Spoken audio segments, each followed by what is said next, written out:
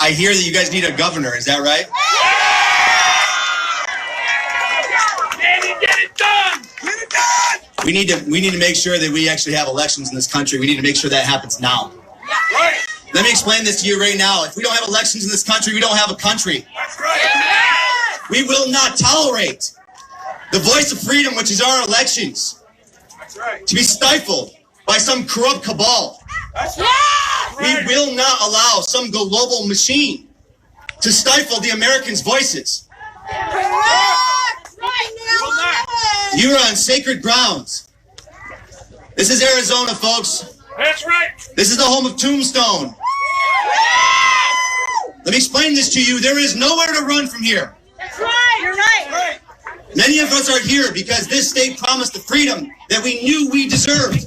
That's why many of us are here. Yeah! Exactly. We ran from California.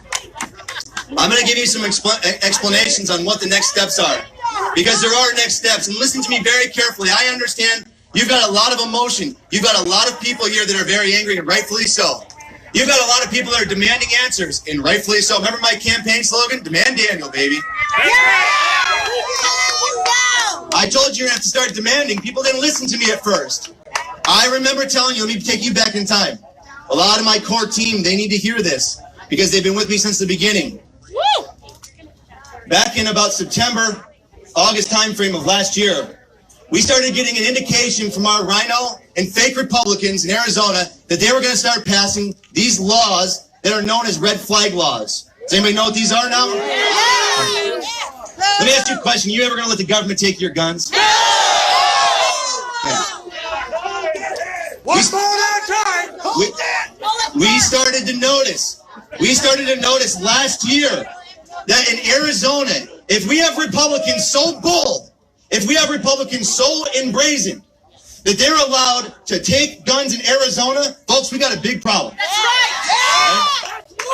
So what we did was we said, what are we going to do about it? We said, well, the last option I have, the only option I have is to run for political office because no one's listening. Right? People told me, they said, Daniel, they will never, ever let you in. They control those machines. Daniel, they will never, ever allow you in Washington, D.C. They don't let guys like you in there. Did you fight for They said, Daniel, do not go. I said, that's not why we're running for office. We're running for office because we're in a war. Yeah! We're running for office because right now the United States is in the middle of a war. Yeah! And I told my people, I said, what we're going to do is we're going to travel around the state and we're going to educate everyone on what these red flag laws are fast. We are going to tell them. Some of you have seen it. I took my RV, my family RV. It used to be fun to take my family out before all this, you know? We took my family RV. We slapped 2 AR-15s on it. And we started driving around this state, talking to every Republican that would listen to us, any Democrat that would listen to us. And I started telling everybody, you better stop that state legislator. You better stop that governor. I don't care if they're your best friend. If they talk about red flag laws, you better run them out of this state, and you better run them out now.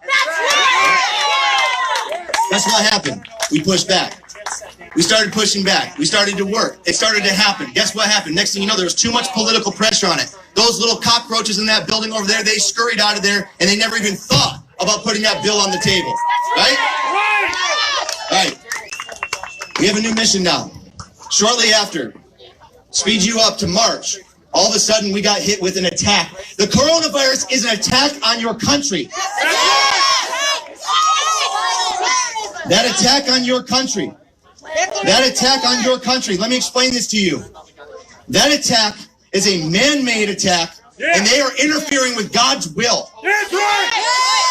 This country will not succumb to that type of treatment from any country ever. This is not Venezuela, this is not China, and this is certainly not Russia, folks. That's right. No. Let me tell you this right now. The political pressure that these people will experience from this point forward is something that never has been seen before in Arizona. Mark my words. Mark my words.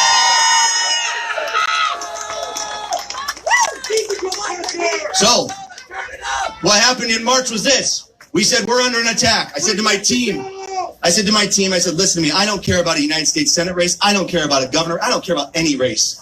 What I care about is we need to quickly gather the hearts and minds of every single Arizonan that's ready to listen to us. That's right. And we did. We started to work. Next thing you know, we have thousands of people down here saying that we need to reopen our businesses now. That's right. Folks, This has been going on for far too long. We started coming down here in March, folks. We've been starting to come down here in March, folks. Now, the governor, let's fast forward.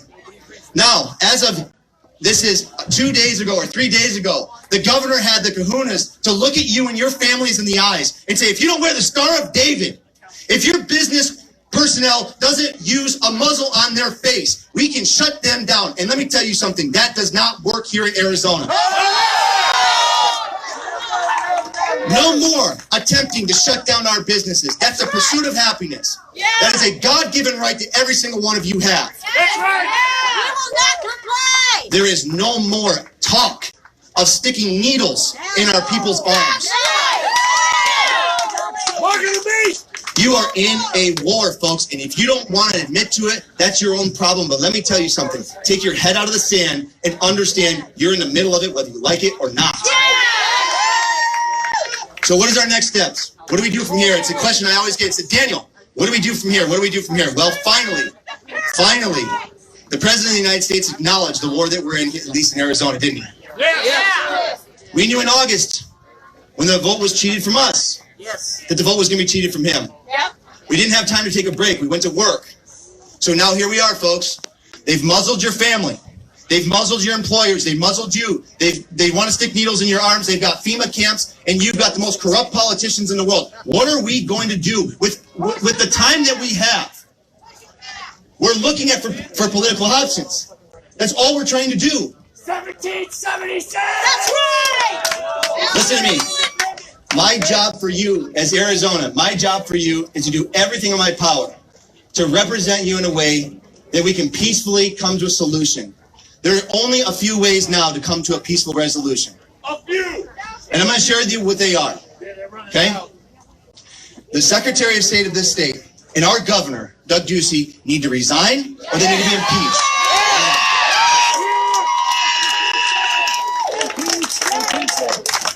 These two individuals have knowingly, and the president has told us now that he knows it. The president needs us to fight for him, and we need them out of office immediately. I am calling as an Arizona citizen, rightfully I can, I'm calling for the resignation of Doug Ducey and Katie Hobbs immediately.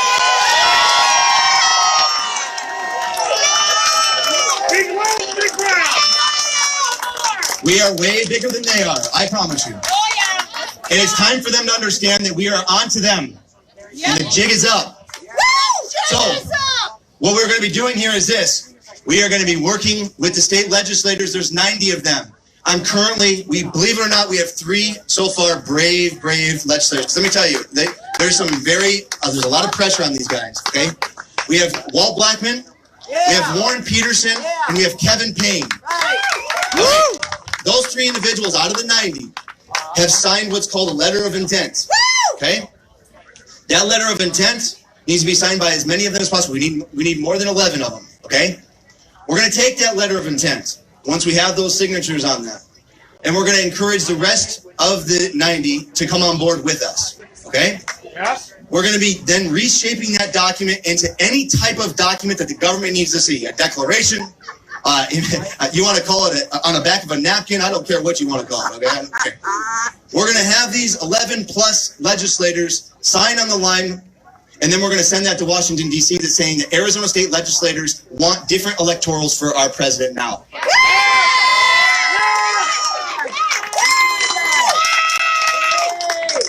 The President of the United States needs your help. Yes. Yes. Right.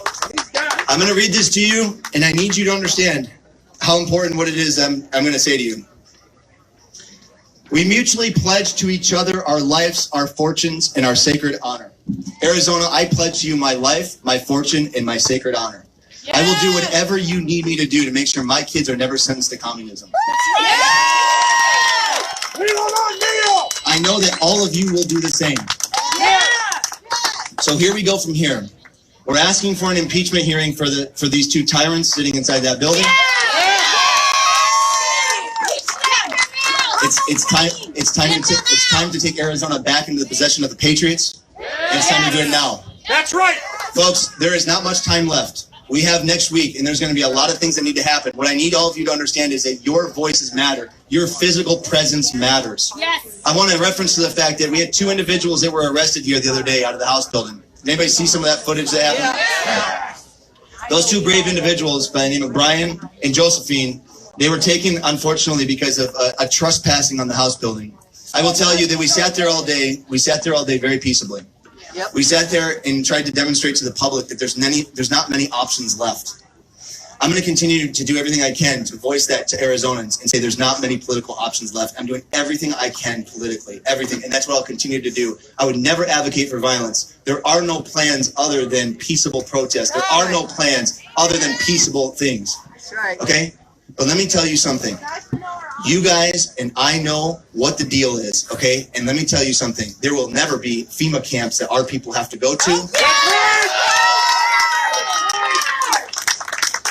And let me tell you something, folks. If you just let them roll you over, they will do it. Trust me, they will do it to you next. If we keep on complying, if you just sit down and do nothing, they'll do it. I'm telling you, in China, you're only allowed to have a knife about that big, folks.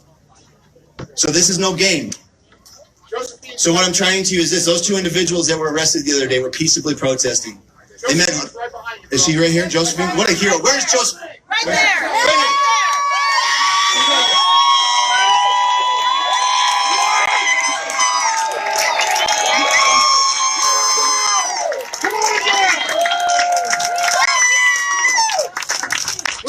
I spoke with Josephine yesterday, and I said, "Did anybody beat you up? Anybody?" And what I'll tell you is that the treatment that Josephine, how she was treated, will be addressed. The individuals that were involved, we will talk to these individuals.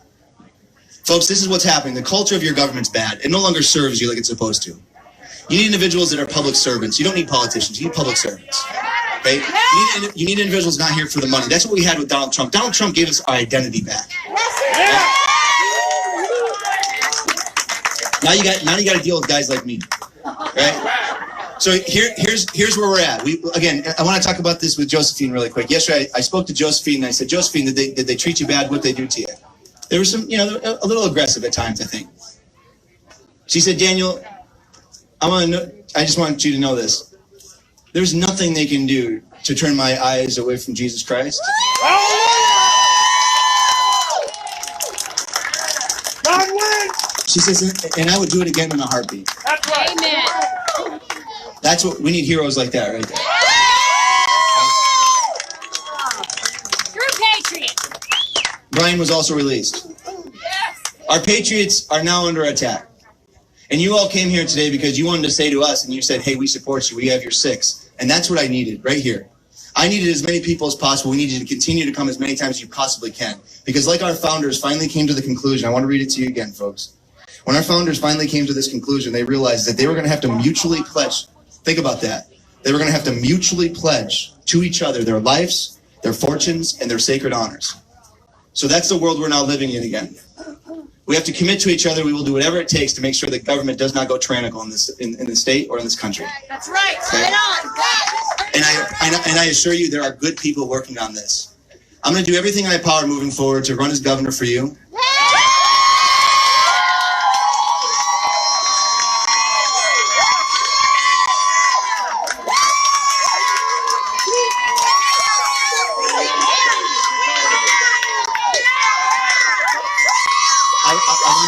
I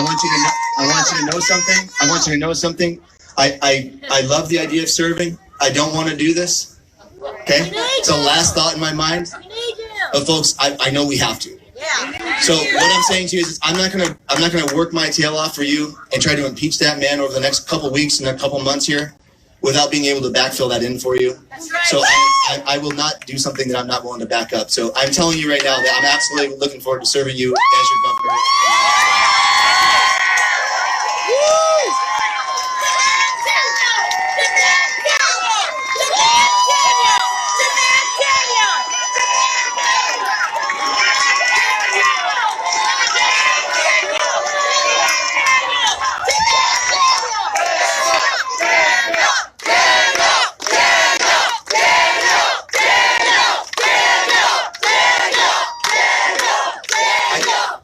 I tell you, I want to say this to you guys as a conversation. A lot of you in this crowd, you know me. I mean, we know each other. We have a friendship, a lot of us. And what I'm trying to tell you is that when I came to this decision, this was something that obviously was in our thoughts and prayers for a long time, okay? And I would never come to this decision right now. Only the reason I am is because, unfortunately, right now, I want to make sure that we have the cover to understand that we're only looking for peaceful political solutions. Yeah. Okay? And I want America and Arizona to know that we can perform this surgery. We can handle this peaceably. We can do what needs to be done. But it is a surgery. And this surgery is going to require your help. I need all of your support more than I've ever needed it before. We got your 6. All right. This message that we're sending the governor today is a loud one. Rusty Bowers, the Speaker of the House, I have been made aware of, is under a very serious potential investigation. During the coronavirus situation, there's been clinics set up, and from my understanding, there's been some funneling of some money to some daughters and some family members. Folks, we cannot deal with this stuff anymore. Rusty Bowers has been down at this Capitol since the 90s, doing this kind of shenanigans. Our governor has been, let me tell you something, the governor worked for the Hensley organization. Martha, the governor, they're all McCain plants, and they're all under it, okay? I'm telling you guys this, you're in a war, right? We're in a war. That's right. They've infiltrated, and we're telling them to respectfully leave and peaceably leave. Okay?